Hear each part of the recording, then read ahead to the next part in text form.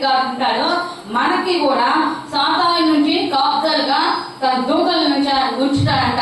కాబట్టి ఎప్పుడు కూడా మనము దేవుడి మీద ఆధారపడి జీవించే విధంగా మనం ఉండాలి. ఎప్పుడు కూడా మనుషుల మీద ఆధారపడి జీవించే విధంగా మనం ఎప్పుడు కూడా ఉండకూడదు.